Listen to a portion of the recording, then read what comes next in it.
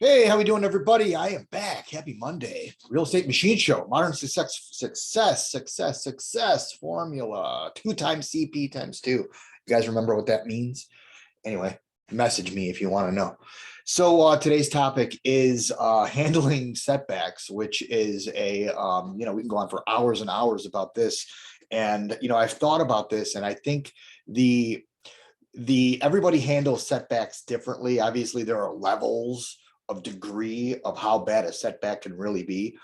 But I think, at least for me, the better I handle a setback is directly related to how I can solve that problem. If you consider a setback a problem and a problem a setback, can I individually solve that problem, or do I need somebody else to solve that problem for me?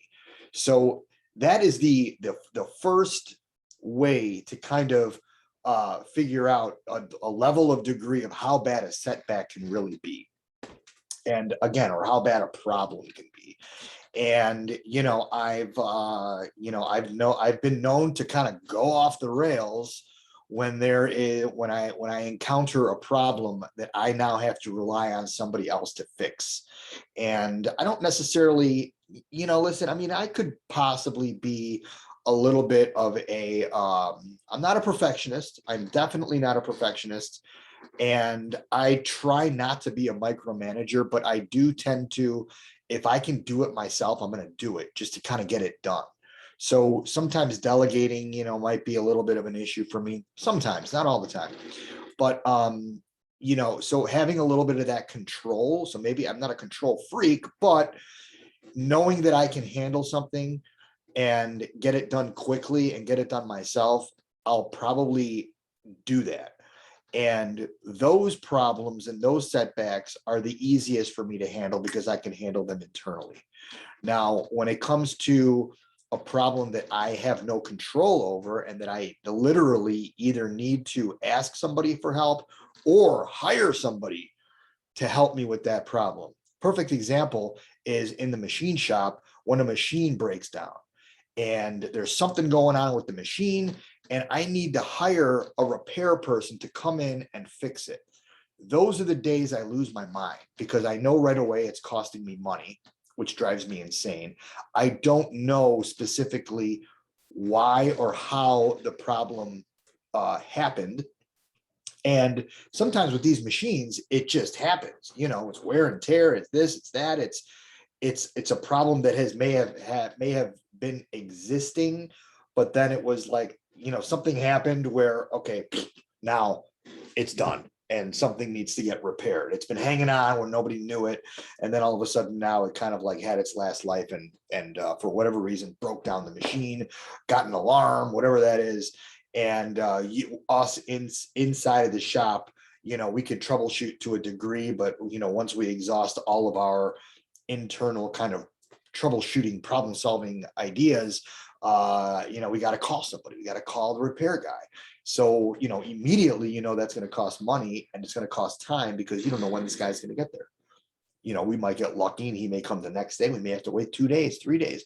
I had a machine down for 2 weeks a couple of weeks ago, and I pretty much lost my mind. I did and I didn't. I mean, along the way, you kind of grin and bear it. You got to do what you got to do. But it's just a really frustrating thing when you have to bring in outside help and hire outside help to solve a problem that arguably you created, or somebody within your enterprise created that problem.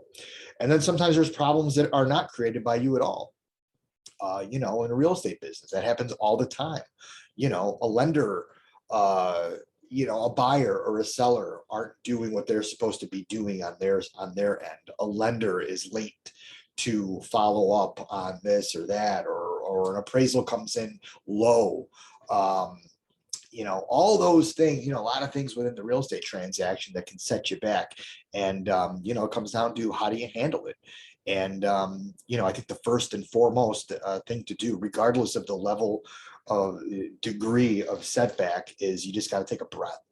first and foremost, if you can take a breath and give yourself a few minutes, or whatever that is, whatever you're able to give yourself to just to kind of breathe and make sure you don't jump off of a building because of a problem that could arguably be solved in a couple of minutes or with a phone call here or there.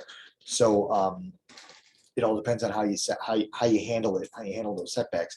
And the big piece to this whole episode, in my opinion, is obviously how you handle it, but how you handle it is going to then people are going to see how you're handling it.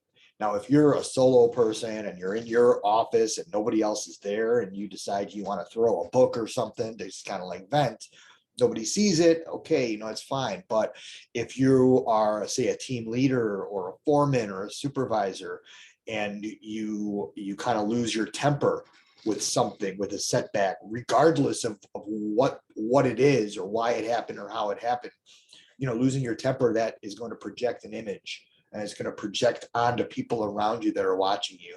And all of a sudden, that is going to affect, affect you, it's going to affect them. It's going to create a kind of a negative energy, really. That's what it comes down to.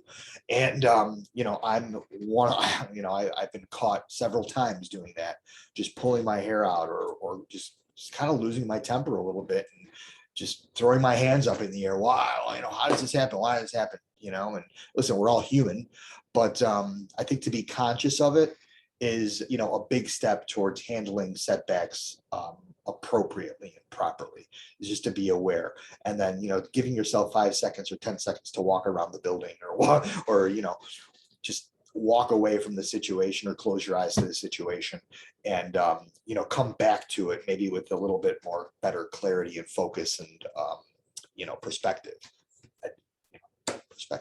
So anyway, I hope that meant something to you guys. And I don't know if you've if you find yourself in those situations, if this can help you out, that's the idea. There is a I don't know, it's there. There's a subscription button. I would love for you guys to subscribe to my channel. And you never know what comes out of my mouth. It may be mean nothing to you at all, or there might be one little sentence out there that kind of changes things for you and helps you along the way. So anyway, I hope you all have a great day, and we'll catch up with you next week.